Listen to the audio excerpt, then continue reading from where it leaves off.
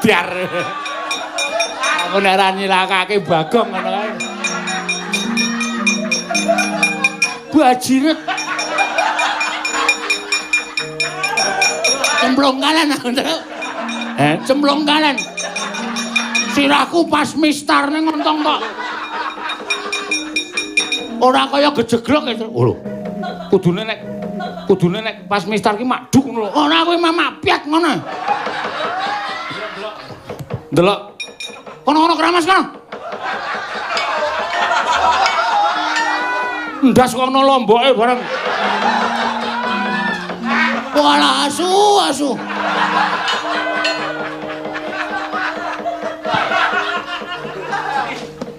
Bagong tiba teng kali, mak piek ngonten. Yo ben. Mangkel aku. Waduh iki disampuke ra ilang. Tak kumen ndasku.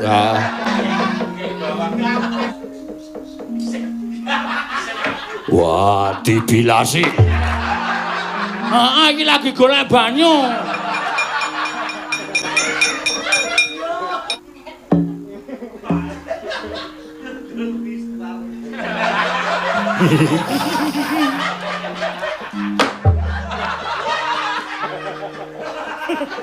Jadi aku ra gelem.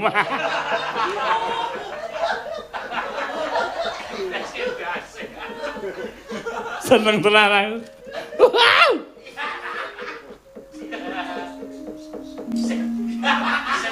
Wah.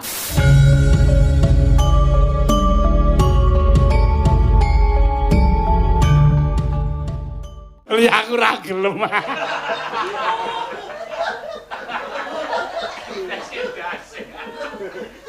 Seneng tenan aku.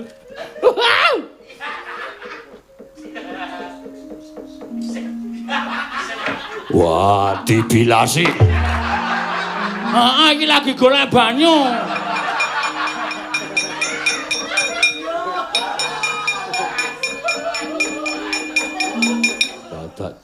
Dadak dadi buta barang goleki sampeyan.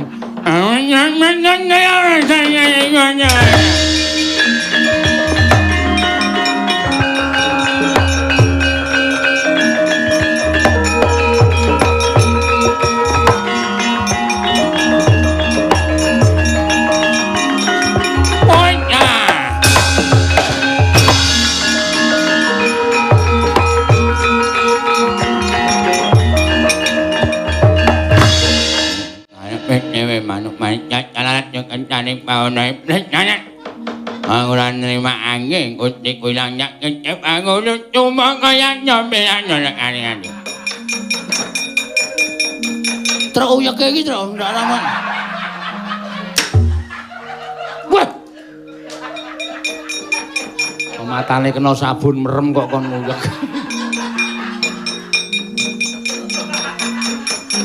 ate sumbuh goyaksa kaya wis paripurna balya kaya wingi uni pate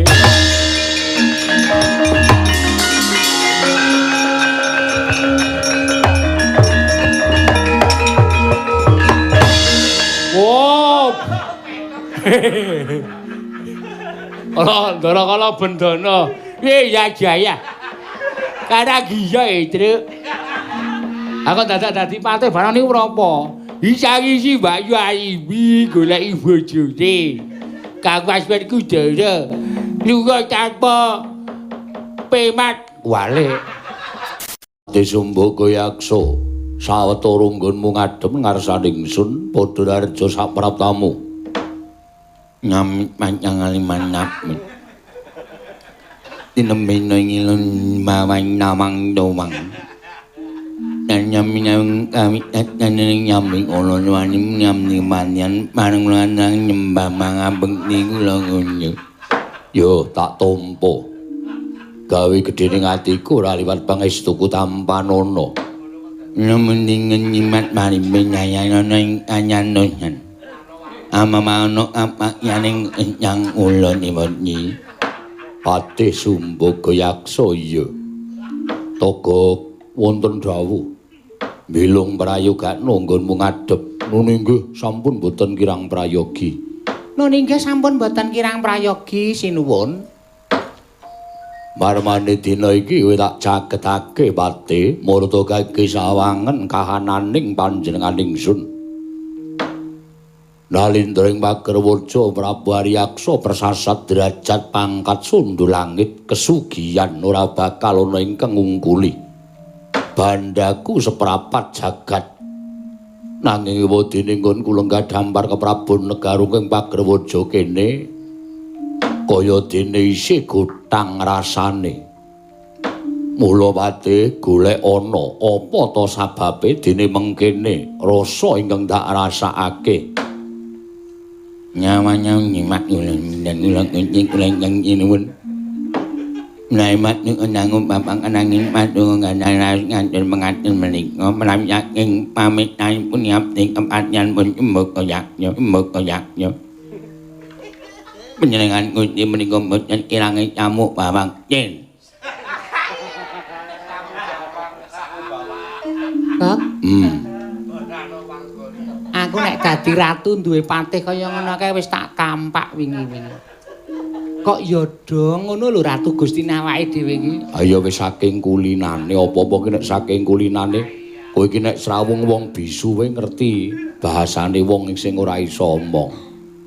Gustimu Sinun Prabu Aryaksa duwe patih kae iki rak wis tetaunan dadi wis hafal. Apa sing diomongke wis hafal. Monggo aku nek ngrungokke mung kaya dene wong ngomong ning jero ember. Gemrunggung ora iso dirasake.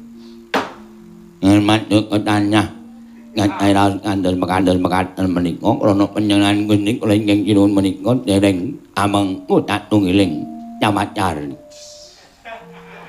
Oh ayo.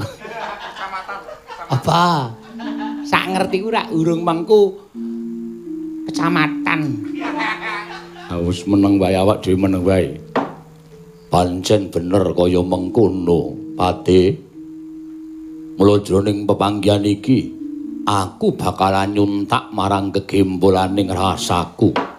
Monggo nyemati panjamu ingkang tetel. Ngapne panjenengan nyang laken joko nyelingaken anop matuti natut dawuhipun Gusti kula ingkang nyuwun Prabu Aryaksa. Jroning 7 dina kepungkur aku ngimpi te.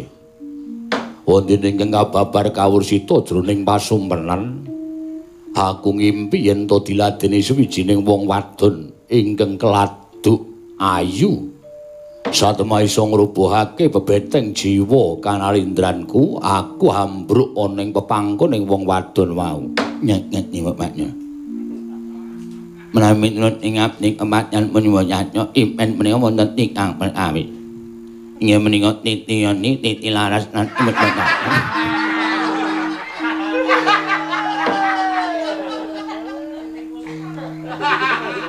Titiyani terus apa lho? Lemune iki titiyani titi laras puspa tajem. Are ngawur ta. Titiyani gandayani puspa tajem. Nitiyani gandayani puspa tajem. Montene impen impatik apa-apa lan aling-alatan menika ingkang dilebut puspa tajem. Menika ing wanci tamu alit dalu tumengking at panggondahi.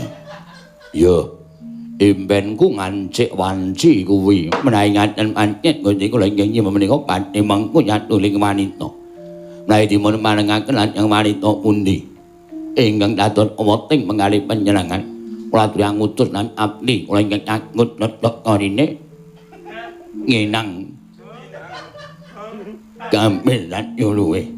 Wonten mangke putri menika kula mau manding kula boyong lan kesanipun Gusti kula inggih nyuwun Prabu Aryaksa. Lumahing bumi kereping langit ora Ora ana putri ingkang dadi lenging atiku kejaba amung putri saka kasatriyan Jodipati te. Lho. Nanging anyan yo mengatan Jodipati. Nyipani, iya. Ingkang wewangi ya kuwi ora ana kejaba Dewi Werkudara.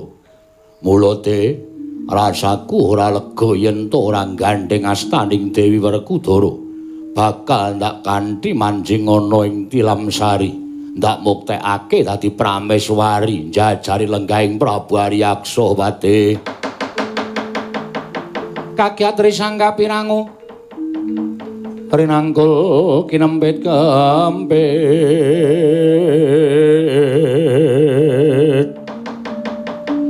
dosa ngreknaning bawana ing nunamit pasang Kalimantabi tinebine ngiloduni dumawahing tawang tuwang sinuwun nadyan wonten kanthi kadangu kula paripaksa kumawantun munjo atur ngersa paduka Gusti kula ingkang sinuwun taga karmatur apa miturut pangandika ingkang kula mirengaken panjenengan inggih menika nuwun sewu gandrung kaliyan putri saking Jodipati nanging sareng panjenengan paring dawuh asmanipun nuwun sewu menapa mboten kelintu mergi sak ngertos kula ingkang nami Raden Werkudara menika nggih mboten kok putri nanging menika piyantun kakung menika satriya panenggak Pandhawa ingkang kekasih Raden Werkudara menika sanes pawestri Doko jroning impenku Dewi Werkudara kuwi banget Swistya Warna. Aja kok titah semantah nadyan widodari mudhun wae ora ana lan ora bisa nandhingi kaslistyaning Warna Dewi Werkudara. Nggih, ning niku lanang. Niku satriya, nek panjenengan ngrasani Raden Werkudara niki mengke malah panjenengan boten entuk garwa ning malah dadi dak-dakaning pasulayan. Mergi Raden Werkudara rumaos mangwadonke niku mengke dadi murkane Ndara Werkudara utawa Raden Werkudara. Nyangkok cangkem sampean meneng mawon. Omongan ra cetha kok ndok. Ora jelas kula niku tak ngedhongke kalih Sunan Prabu Aryaksa. Nuwun Prabu Aryaksa kepatut tresna karo Raden Werkudara. Golek adom sing mlentrung kuwi sudeten. Ku nek gembos ra cetha. Wong kowe iki senengane keseseken kok kowe iki. Nang ngomong mlanyat ya. Nyonya mutani ora. Wong irung kok keseseken. Lah nek bolongane irung ketutupan. Mlengkung medhun ora ya keseseken to. Kowe iki senengane ngeyel kok ora. Kula nendharatur kula nyuwun pangapunten. Kula tak matur napa wontene. Kula niku nuwun sewu pun tau ketemu wong salwangsul. Sing nami Raden Werkudara niku priya utawi piyantun kakung boten kok wadon. Nek sampeyan niki mengke mberung datanpa petung pikajengan sampeyan boten mang teliti dhisik niki mengke malah negara Pagerwaja iso salin perkara karo negara Ngamarta. Merga Raden Werkudara niku klebu nayaka negara Ngamarta.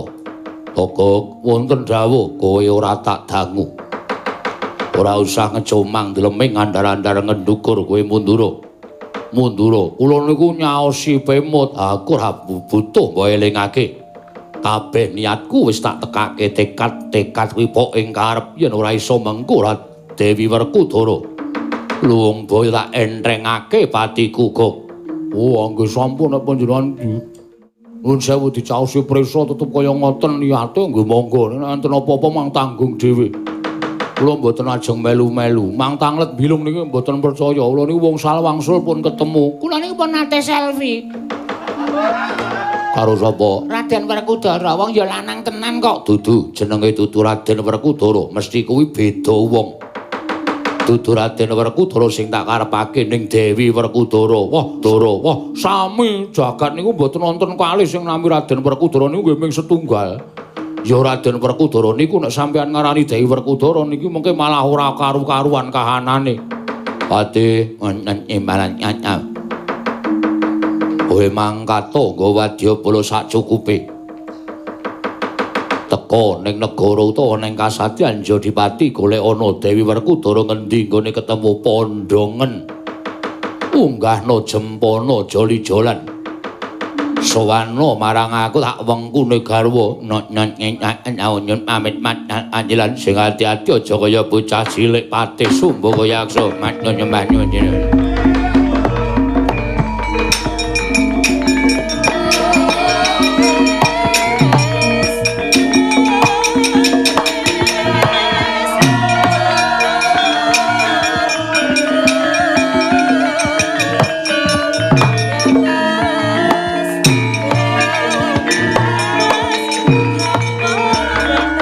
Kok yen malegak legok trempilung kang sarawita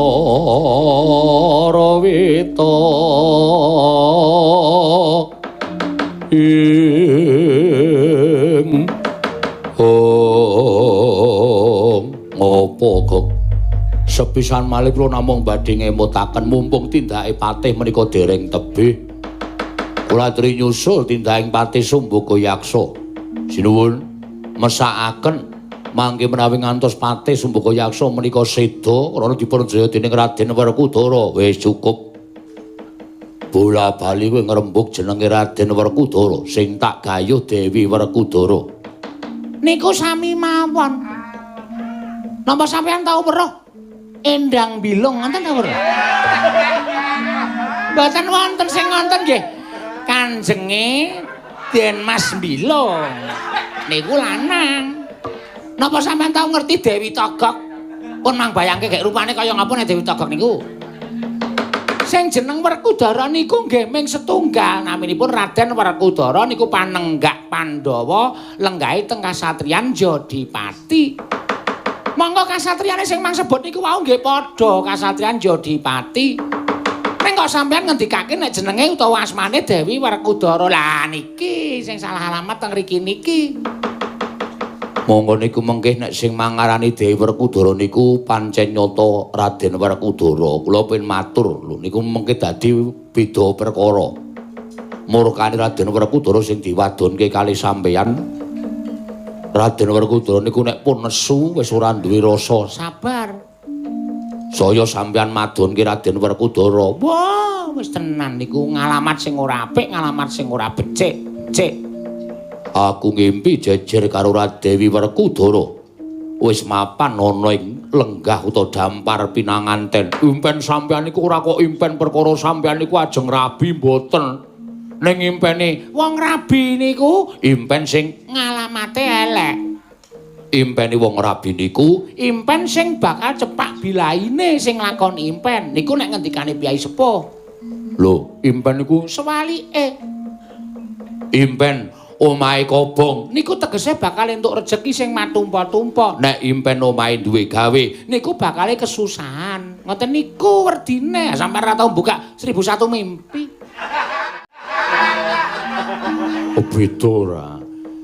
Impen dadi manten kula mboten klentu 49. Wah, jan wis. Lung apa? Mbah ya sabar to, ora kesusu-susu ngono kuwi. Ora aku meng ngomongnya. Aku meng ngomongi. Menandharatur kula mumpung Patih wau dereng tebih dipun susul. Ngoten, impen sampean ampun dilairke. Uga wonten dawuh. Rawe-rawe rantas malang-malang bakal tak putung yen ora kelakon penjangkaku luwung tak entrengake patiku kok. Lha nggih sampun. Lah pun kaya ngoten niku tegese wis diantepi tenan ya wis lho ngade ora usah tutur-tutur sing wigati awat-awatana wadyabala saka ing pager waja budal menyang kasadyan Jodipati kok yen ana mrengkanging para prajurit para yaksa andhanku matura arep tak pidanane non ngestaken dawuh nyuwun pamit sinuwun sing ati-ati aja kaya bocah cilik.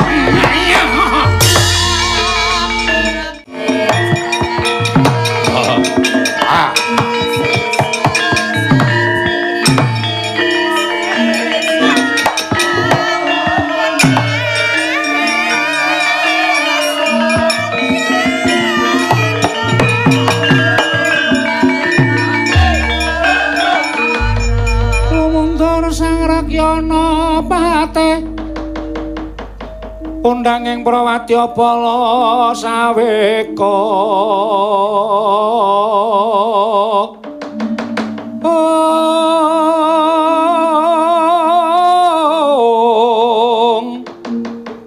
pasur tambur miyang suling pepandhen daludak miwa bandera kakandha warna-warna pindha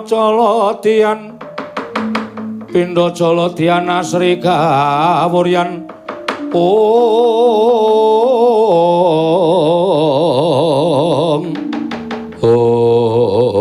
Gustiwati kula ingkang abdi pun watu cadas kula jumadhong dawuh Gusti Pati kula pun abdi pun bintang laut jumadhong dawuh Gusti Pati nadyan kula pun padas miring jumadhong dawuh Gusti Pati nadyan kula pun fendi jumadhong dawuh nganyapala negara ing ngerwatnya andhaing Hyang Prabu Aryaksa nun nira nyamengengen nyuwun Prabu Aryaksa kepengin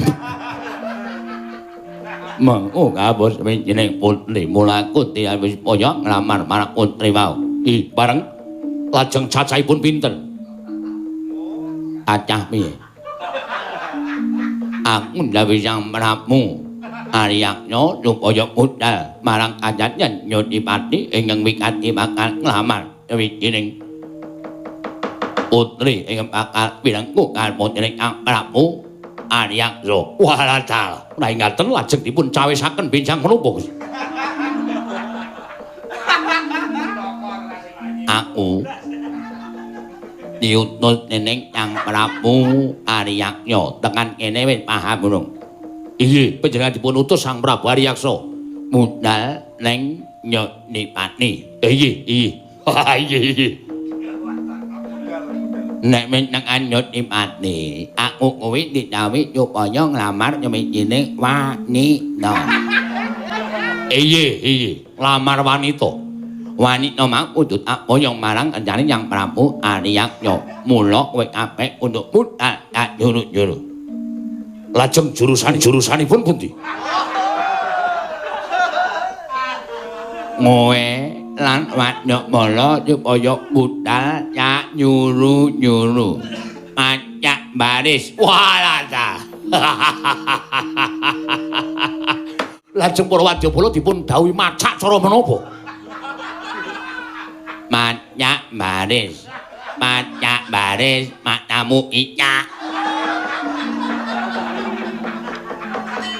Pacak baris. Nah, pacak baris. Bendang sing apang diparangi. Wah, pedhak dipun palangi dos pundi? Bendang apang diparangi. Bedil untet diaraki. Numpak botol ditaleni. Oh iya, ingkang botol dipun taleni. Dinyalini. Nyalin. Salini. Pendi wonten dawuh. Memet nyapa nang bangot nang ora bocaling wadya. Panjenengane kaya bocah cilik. Metun nyapa nembang bocaling wadya. Minang menak tuting tati cucuke ngajurit. Oh iya mustakaken to. Samnika. Munyal dina iki. Enjing Bedal kumula sangking jroning praja.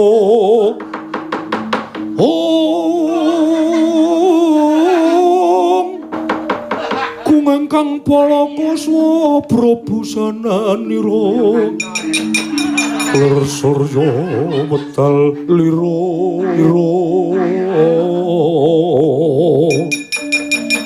Sangking Jalaniti arsa madangi jagat mungo paning sapucaing ukir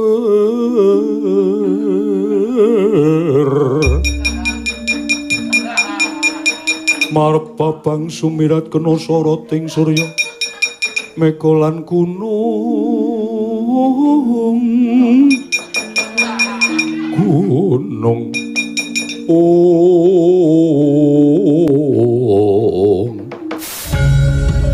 menawi katute priksa sarta kabidalaken suwan-suwanci mboten badhe ngujiwani manyen kaya mangono kowe tak tuting dadi wetananing laku ngestaken dawuh titenono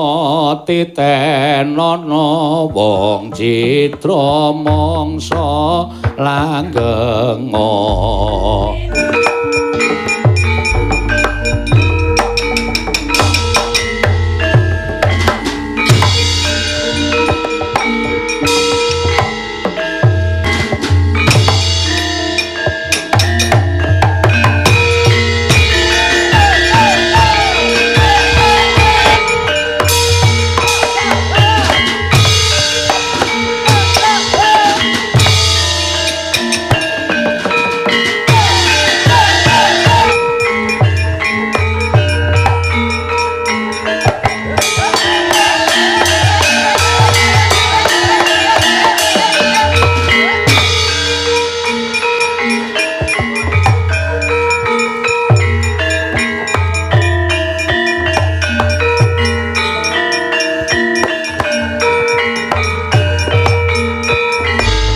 malah sampeyan tindak piyambak togok kegawangan ana ing padoning netra rasaku kaya wis ora kuat lan kumudu kudu anyeti marang Dewi Werkudara mula tak kanthi nyaketi marang kasadyan Jodiwati tuduhna dalane yoga wah la piye long wah cilaka ha iki nek nganti awake dhewe mengko sinuwun Prabu Haryaksa kuwi sida tekan Jodipati mongko sing diarah pancen ya bener Raden Werkudara mawut.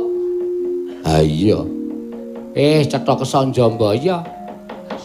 Ning nek awak dhewe ora nderek iki engko malah nampa duka, malah ora prayoga. Apike piye? Apike ya wis manut wae kok waton tekan nggone wis yo anggere awake engko tekan nggone diduduke terus ade medun dalan ngebis mulih. Ora usah dadak melu sinuwun Prabu Haryaksa. Mlebu ana ing kampuhku caketana kasadyan Jodipati monggo kula dherekaken mangga kula dherekaken sinuwun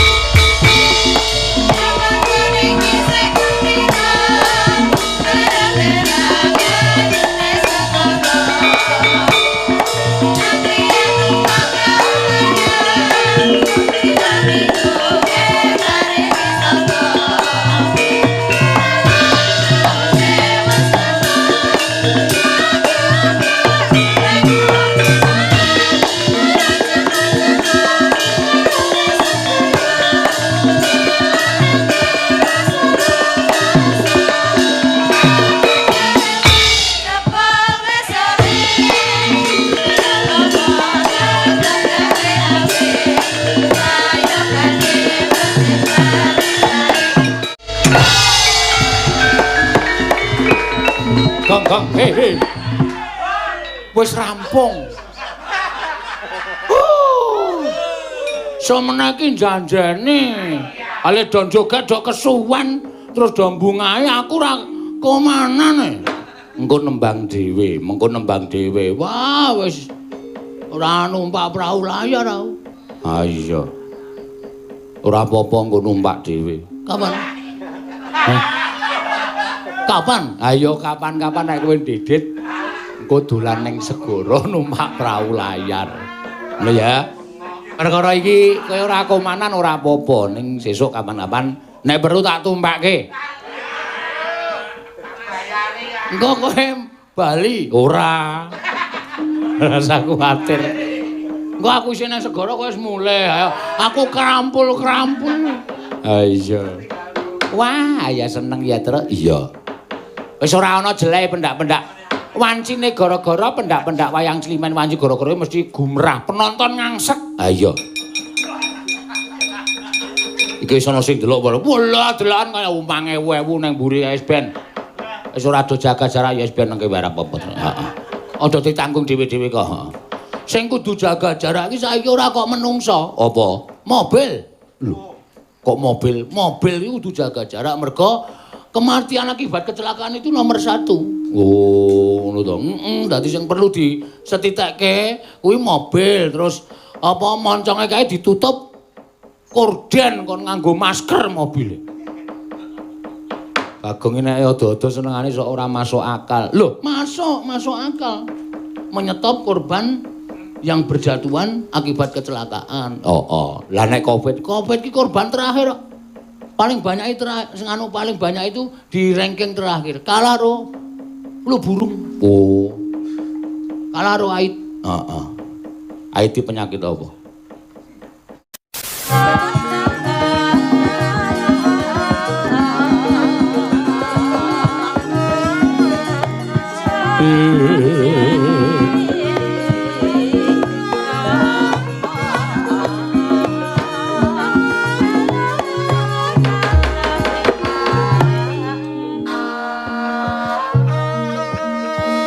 Jumeneng angger gancang yayah lintang Bima Sekti ingkang hanuwak tutuking naga. Padyaning telenging wana nenggih risang Werkudara nggenya nilar kaprajan tuwin kasatriyan. Manjing telenging wana mahasing asepi semedi maladining tanana ingkang pinindeng kejawi mung kanugrahaning Wang Mahanasa. Nenggih ingkang pinastan Wahyu Tunggul saka mandhenging pangesti Sang Bratasena ya Sang Werkudara nalika semanten dayaning tapa brata kawawa sundul ana ning kayewangan satemah goreh sangganing para Jawata para Hapsara Hapsari sigra Sang Hyang Jatimurti anuding kelawan Wahyu Tunggul mandhap wonten ing Madyapada. Manjing amomong jagating risang Werkudara cumlorot kaya lintang tekaning Wahyu Tunggul wau.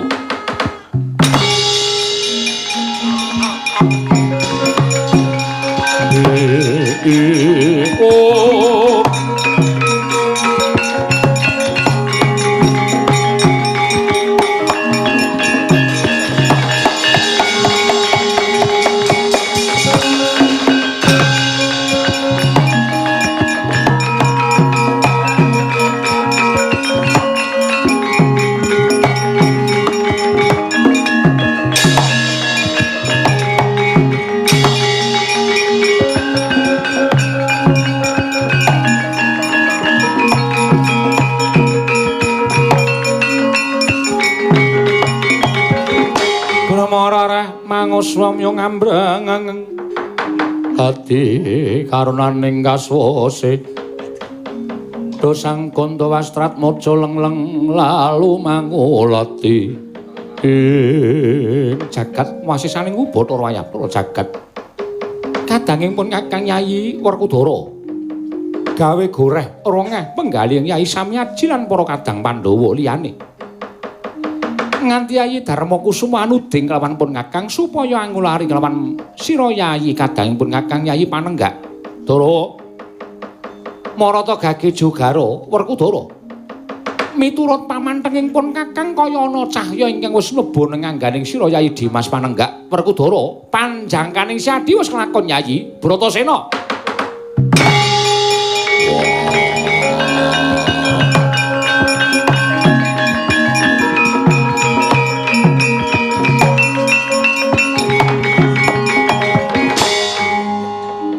Kresna kakangku kadangipun Kakang Yayi ya njugarake nggonku tapa. Lamun pun Kakang ora njugarake sira Yayi Dimas, mesine Siadi ora krasa lamun panjanganing Siadi wis kasembadan. Titikane apa Kresna kakangku iso paring dawuh kaya mengkono? Ora jeneng disiki kelawan kersane Hyang Mahanasa. Pun Kakang wis ora bakal kekilapan nyurasa kelawan apa kang dadi legetaning ati ning Yayi Werkudara. Nggone Siadi mendran saka praja awit Siadi kepengin kedunungan wahyu tunggul, Yayi. Dina samengko wahyu wis mapan ngangganing Siadi. Syukur sekethi jumurung yen to pancen kaya mengkono Dimas, nanging puluhani Werkudara yen to Siadi ora kondur marang negara Ngamarta mligine marang kasatyan Jodipati. Siadi kelangan gedhen. Wah, kelangan gedhen piye? Bojomu Harimbi lunga saka kasatriyan Werkudara.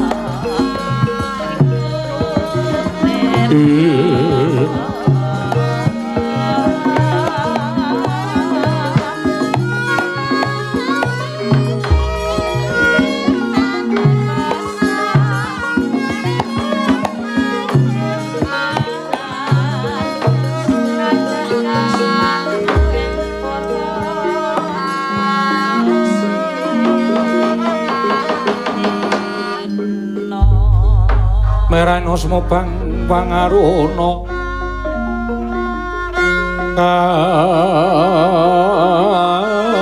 katinetraning uga rapuh sabdaning kokila ring kanikara sakater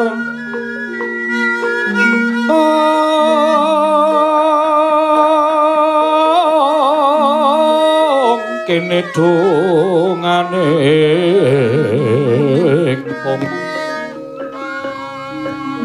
ler wowo sing kene panca Koko Prabu ngaturaken panuwun dene rawuh paduka Kanjeng Koko Prabu sesarengan kelawan kadang kula panenggak Yayi.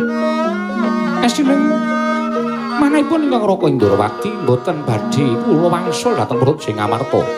Menawi mboten sareng kaliyan kadang kula Yayi Werkudara samangke sampun katingal sowan wonten negari Ngamarta. Lan ngumrayogi menawi kadang menggah menapa ta wigatosipun Werkudaranipun nilar praja tuwin nilar kasatriyan Dimas Werkudara barep kakang kuwi. Apa ta sababe dene Siadi teka ninggal kelawan negara, kelawan kasatriyan, lan ninggal kelawan kewajibaning kasatriyan. Mara matur kelawan kadangmu aku Yayi. Barep kakangku. Ora susah aku njlentrehake babagan nggonku lunga saka negara Ngamarta lan Jodipati, mengko perkara kuwi gampang. nanging jumbuhake lawan ngendikaning Kresna kakangku. Apa pancen kepara nyata yen to bojoku Arimbi ninggal kasatriyan Jodipati mbarep kakangku. Soroting pandam sumula madangi jroning pasarean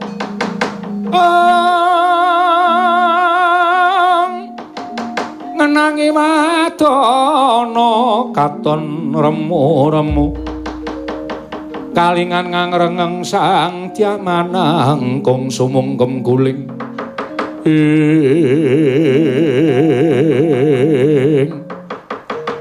katrenjo swaning Kilura Petruk kantong bolang karya jingak kang samya mulat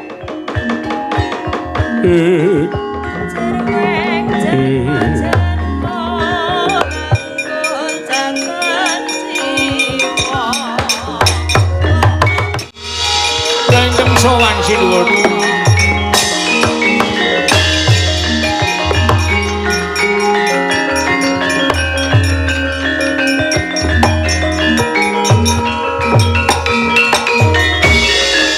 Ganjing langit kelap-lapaton lir kincanging risang mawe gandrum ana kawan Petruk matura yogene mlayu-mlayu suwan tanpa tinimbalan sewu lepat diagung pangaksami nalika semanten kula wonten Jawi madaling alun-alun negari Ngamarta dumadakan tanpa kanyana-nyana negari Ngamarta kinepung wakul binaya mangap wonten Alindra Yaksa nami Prabu Aryaksa ingkang nganguwuh-uwuh ngayonaken putri saking Jodipati nanging sareng kula tiling-tilingaken sajaipun ngiyas lan Ndara kula Ndara Werkudara awit ingkang dipun gayuh ingkang nami Dewi Werkudara deplok ndase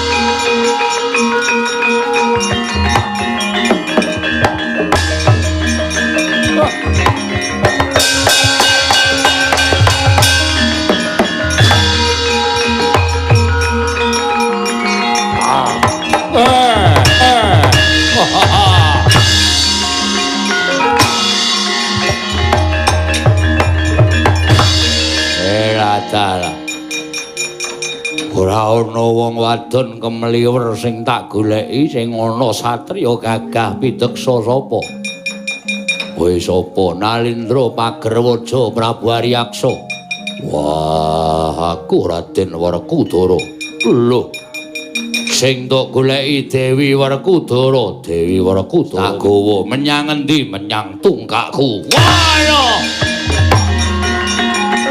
wah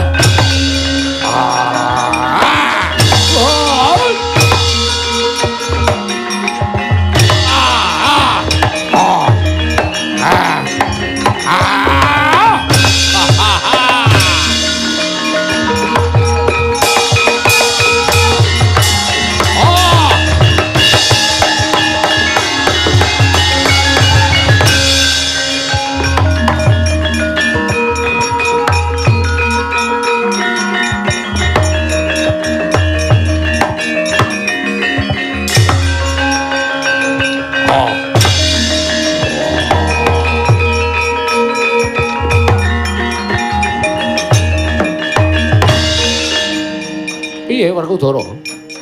Wah.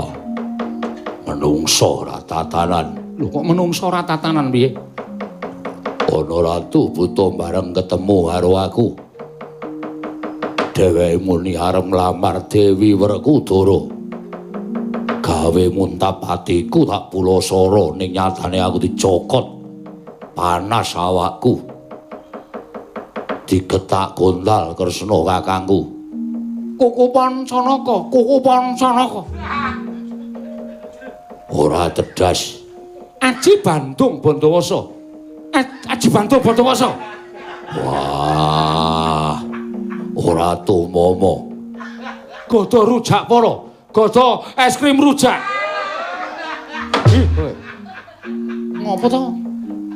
Omong diturokke kok nyaduk ora. Ora sampe melu to, engko sikik engko melu-melu engko sikik. Piye to? Ana apa Mundur. Yo. Kuwi kokoe landhep Nggo nyuwek endas. Akon nganggo lambe wae kok nganggo sirah dicuwek nggo kuku ora. Wis payah iya iki. Ben. Batur do cerewet. Ora pati nduga ora tontone kaca pesan Werkudara. Yo gage Wresanono.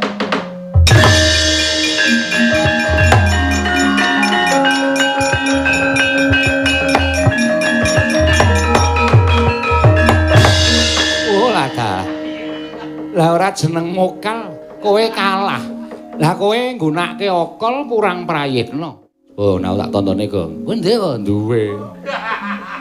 Oh, mula. Lho. Petruk duwe pusaka kaya aku gadah. Apa Petruk? Lho akeh. Jenenge Tumuli. Tumuli apa? Watu lho nemu ning kali. Iki nek ditonton iso ngerteni sing durung winara. Kowe lah ta. Nek ngerti sapa sing dadi ratu kae? Ah, ya ngerti wae. Nun sewu kula ngandani mawon nggih, caket talingan panjenengan. Iya. Eta. Kowe lah dalah bener. Oh bener. Ampo apa sing duwe sing gar kagungan kaca pesan sampean tok. Lah ya duwe. Elok tenan ponokawan do nyolong pethek kabeh. Oh. Ama wis kecekel ta iki. Ayo mokal ora iso menang, ayo wis prai pirang-pirang sasi kok. Sopo? Nona ora nyaket. Ku yo duwe akeh wae kagungan. Tumuteng. Lho. Tumutenge apa? Watu lho nemu ning sapiteng. Jijiki. Niki nek diwatek wah ambune ra umum. Ning iso ketok wonge saged. Lah nek pancen cocok sapa coba? Nun sawu nyaketane kan panjenengan. Ya sakarepmu. Oh, dudu. Lho. Kok beda? Tusiran to? Udu. Oh, kleru. Anggo namu tumuteng kok ya wis ora pan. Wah, tak buange. Wis ora mandi babar blas. Tak buange. Wah, Kresna ndak ngendika, ora gojek karo Ponokawan. Patenane, nek tok mateni kowe getun. Getun kono apa? Kae Ratu Buta. Aku ora rumangsa tepung, ora rumangsa seduluran karo Ratu Buta. Iya. Pancen blegere kaya ngono. Kowe nggunakake okol ora bakal menang. Wah, carane piye? Carane kowe kudu ngungrum karo Buta kae. Ngungrum ki piye? Lho, ngungrum iki kaya dene wong lanang sing gandrung karo wong wadon. Nek ora ngono ora menang. Wis, lakonono.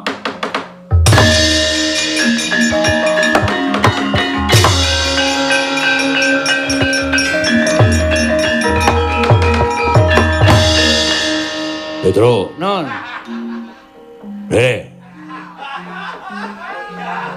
Iki kanggo awake dhewe. Ah, nek ora dikepruk ndasmu.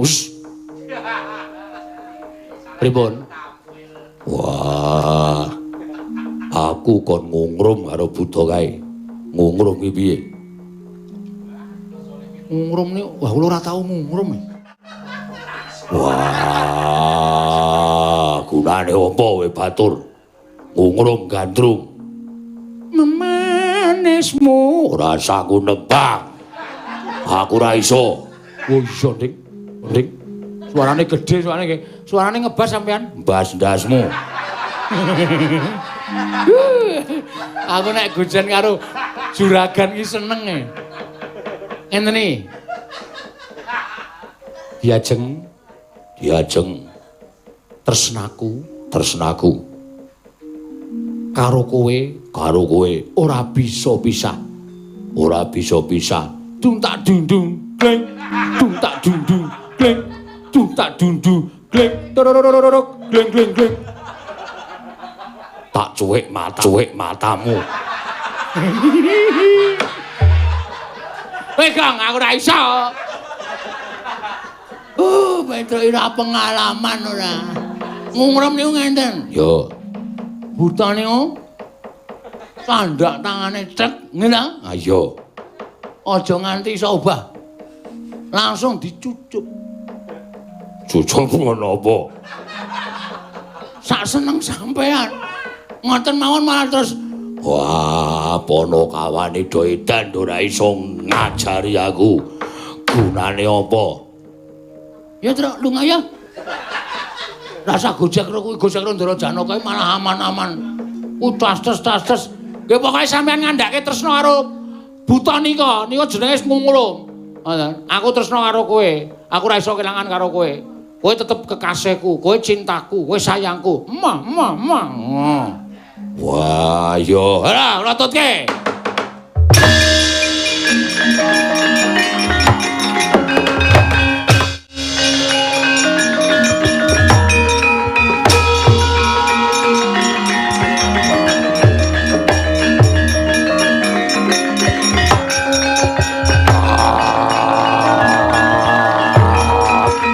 Loh.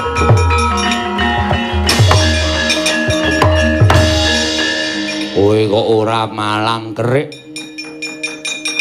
Tanganmu mbok bondo eneng mburi. Ketok yen to kowe sejatine wis kalah karo aku. Ayo, endi Dewi Werkudara? Wah. Katresnanku. Sayangku. Salam sayang. Sayangku. Ora ana wong sing iso gawe tentrem matiku. Ora ana wong sing iso gawe tentrem atiku. Kejaba mung sira wong ayu ingkang banget gawe ketenangan atiku lan tresnaku ingkang saktuhu ora bisa dingeteni. Aja dawa-dawa. Gen kula ukurane wis sementen. Piye, Tru? Mundur ora sampe lho. Wah. Ayo ndak mban ndak pondong. Ayo ndamban ndak pocong. Pondong. Ora bakal tiba ning kasur babut. Mesti tiba ning mantul. Kok mantul? Tiba ning patenggan. Yayi musti kaning katresnan. Babar Dewi Arimbi. Waduh, aduh.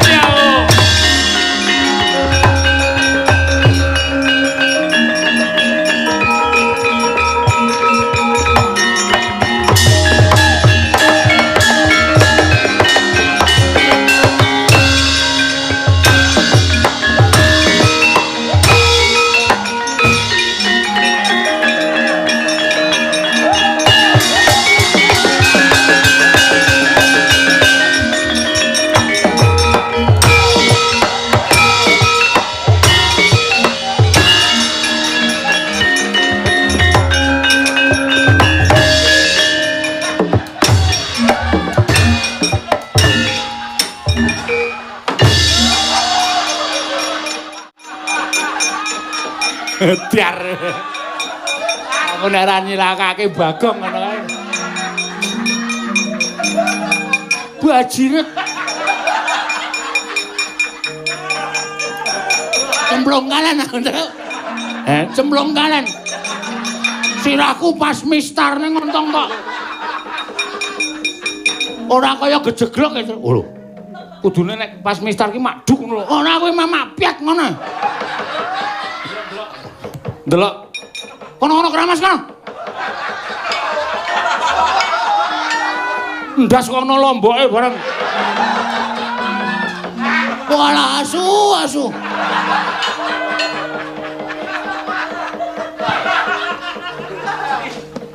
Bagong tiba teng kali, mak piek ngonten. Yo ben. Mangkel aku. Waduh iki disampuke ra ilang. Ndasku mendasku. Pangeran. Mbok benjang malih menika menawi tindak menika. Pamit. Kula menika bingung. Wah, kesusu. Jaluk ngapura yen aku ora pamit. Nganti gawe bingung atine wong wedok. Wong wedok ngendi tinggal wong lanang sing ora bingung. Golek ijol ya ora ana piyayi gagahe kaya ngene.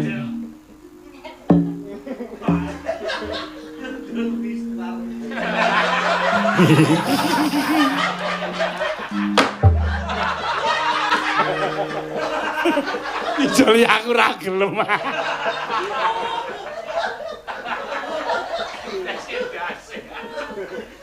Seneng tenan.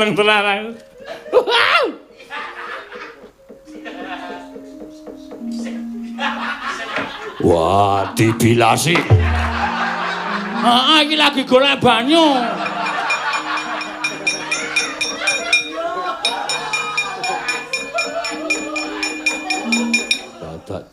Dadak dadi buta barang.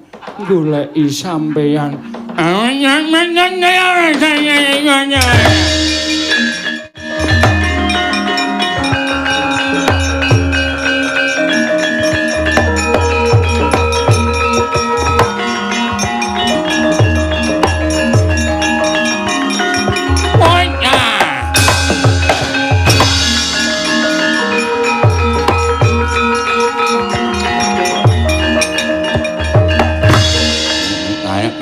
Manuk jalan yang kencang mau naik aku ora nerima angin kucing ulang nyak ngecep aku cuma kaya nyampean nolak aneh-aneh Truk uyeke iki truk ndak raman. Wah. Matane kena sabun merem kok kon nguyek.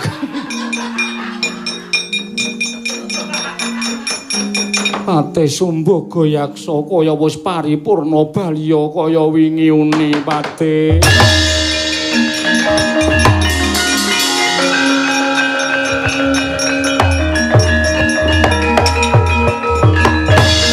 Wow. Ndara kala bendana. Piye ya Jaya? Kada giya Truk. Aku dadak dadi patih barang niku menapa? Isang-isi Mbak Yu Ayimi goleki bojone. Kang Wasmen Kudara lunga tanpa pemat wale. Amit pamit. Wis dadi butane aku dadi patih. Lah kok disalah aku wis dadi butane asline ya elek dadi patih ya tirok. Ya wis ora apa-apa.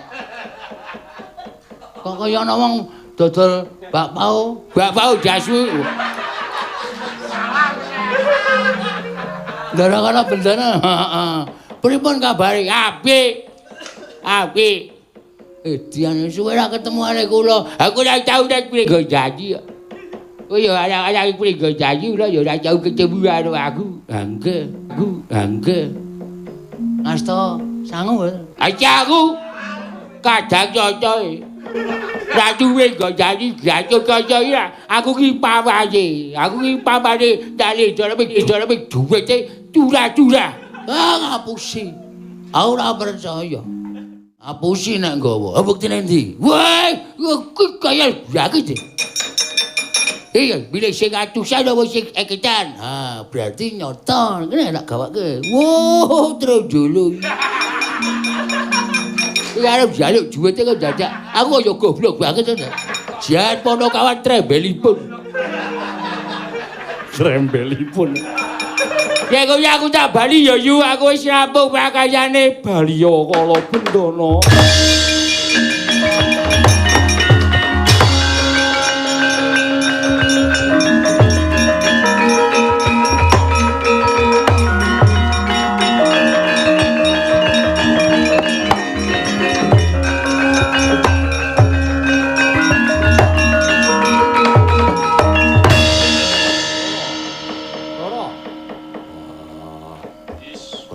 kakang apa karo disenggol den mengki elek ngono